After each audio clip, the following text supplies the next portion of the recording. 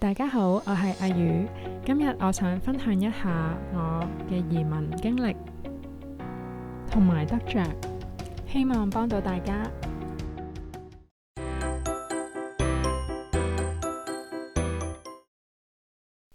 究竟我係點樣移民到美國嘅呢？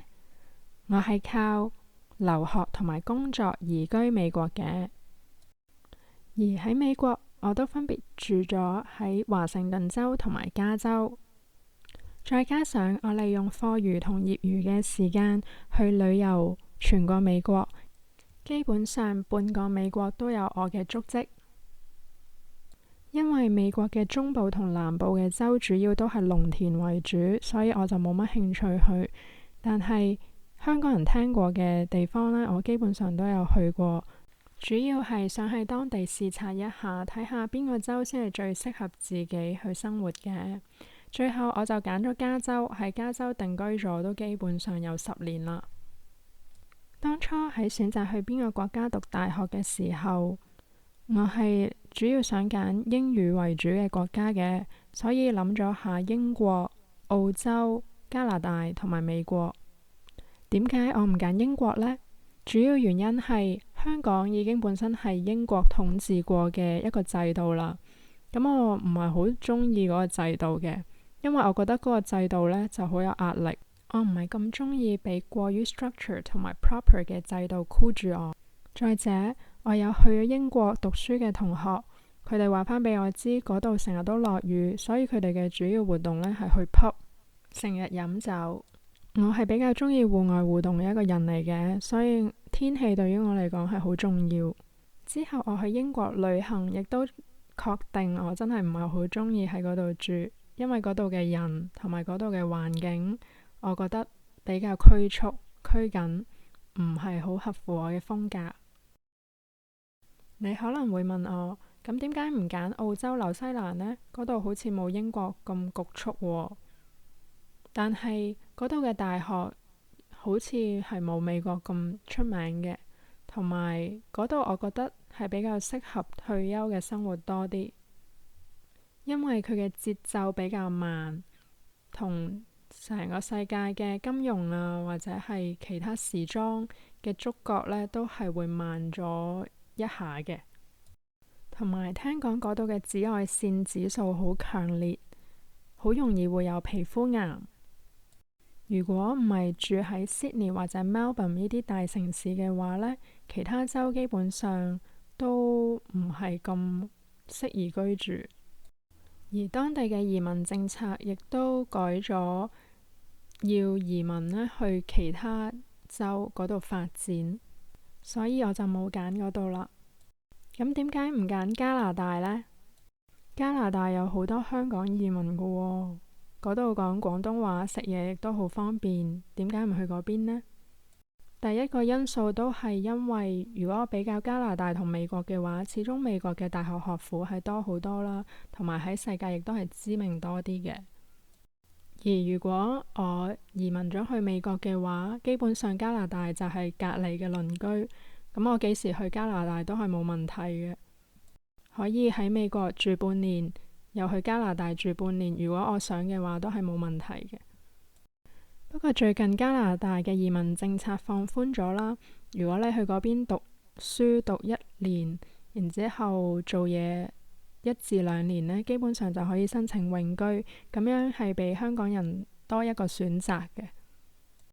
天氣方面，加拿大好大部分嘅地方呢都係比美國凍嘅，長年會落雪啊。亦都係好 laid back， 但係呢，佢亦都有英國嘅唔好處，就係都係高稅率啦。通常英國聯邦嘅國家呢，都係會高稅率嘅。坦白啲嚟講啦，我覺得稅其實係政府對人民嘅一個搶奪嚟嘅。我喺美國從事過稅務同埋金融設計，就更加覺得稅呢樣嘢係唔值得交嘅。而你睇返美國嘅歷史呢，佢原本都係英國嘅隸屬國家，但係就係因為當初英國太重稅，而人民呢係冇辦法自己去承擔嘅，咁所以佢哋就起嚟反抗，宣布獨立，而有咗今日嘅美國啦。另一樣我唔中意嘅地方呢，就係美國嘅政治遊戲。佢哋基本上有兩個黨，但係呢兩個黨好似做緊同一個 show 咁，背後互相包庇。因為呢一啲政治遊戲最後 suffer 嘅都係人民。而家美國係民主黨，又要繼續交重稅啦，所以亦都導致咗唔少人開始談論起離開加州或者離開美國去其他地方住。咁呢個情況有冇影響我移民美國嘅決心，同埋有冇後悔呢？我可以肯定咁答你，冇。即使美國生活係有美國嘅壓力，但係佢亦都俾咗我好多機會喎。機會包括做生意嘅機會，學習唔同文化嘅機會，最重要係佢嘅金融系統嘅機會。美國嘅軍事同埋科技喺全球數一數二，就唔再講啦。暫時全世界都係用緊美金嘅，成為國際貨幣。變相嚟講呢，美國係世界上創造財富嘅一個國家，而擁有美國身份就係通向軍事、科技、金融呢幾樣美國最強大嘅力量嘅唯一條鎖匙。所以呢，我最崇拜嘅 Elon Musk， 佢都係有美國嘅護照。如果冇美國嘅系統嘅話呢，係唔會創造出呢一個科技巨人㗎。你睇下 Elon 嘅 profile， 佢原本係喺南非出世嘅，所以有南非籍。跟住佢媽媽呢係加拿大籍嘅，所以佢就攞到加拿大籍。但係佢最後都嚟美國去發展佢嘅科技，改革人類社會。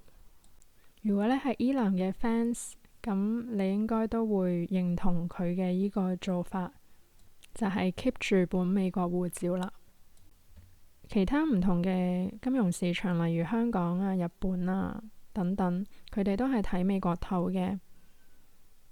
所以變相呢，美國人係第一時間搶先係知道最新嘅科技發明同埋最新嘅金融走勢。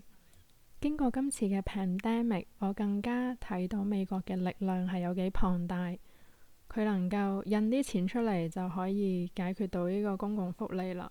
難聽啲講句，佢嘅賬單呢係全世界找數嘅。再對比返美國同香港啦，美國嘅立國憲法呢就係言論自由同埋可以有槍械嘅自由。因為當初美國立國嘅建國者，佢哋就係知道，如果人民手上係冇槍冇拳頭嘅話，係好容易係會俾政府而戲弄嘅。要政府聽人民講，相信人民嘅力量，人民就首先要有拳頭有槍。呢樣嘢呢係無可否認 powerful 嘅。你宏觀睇一下，而家成個世界有幾多個國家係可以俾人民合法持槍啊？基本上少之又少。香港如果喺革命入邊人民係有槍嘅話，仲點會拖到而家呢個田地啊？呢一集我最後嘅感言係，我希望台灣同香港係可以一齊合作，因為台灣係中國文化文明保存嘅地方，而亦都係一個民主中國嘅見證。佢亦都有軍事嘅力量，而且同美國呢亦都係盟友。我都好希望台灣嘅朋友可以幫一幫香港人，大家一齊努力去爭取人民應有嘅權利。呢個亦都係我用時間去製作呢一個頻道嘅初衷咯，因為我想藉住呢個頻道，讓大家可以互相交流、學習好嘅社會系統。希望你唔會局限自己喺一個地方固步自封，可以增廣一下你嘅見聞同埋思維。要相信呢個世界係有令我哋安居樂業、和諧生活嘅地方㗎。今集我分享咗我嘅移民思路，概括咁對比咗英國、澳洲、美國、加拿大，同埋對香港嘅睇法。唔知你又點睇呢？下一集我會深入咁研究同對比香港同埋美國。如果你有興趣知多啲點樣成為世界公民，咁你就要密切留意阿魚也移民呢個頻道啦。記得訂閱同埋俾 like， 留言俾我。通過理想嘅移民生活設計，你就能夠如魚得水，重新主宰你嘅自由同埋機會。我會陸續推出唔同嘅資訊短片，點樣充分利用多國護照為你帶嚟嘅好處。希望你喺作呢個移民或者移居嘅重大決定之前，可以有多方面嘅信息再作決定。你嘅支持會幫到我嘅頻道好多㗎，多謝晒。咁我約實你哋下次見啦，不見不散。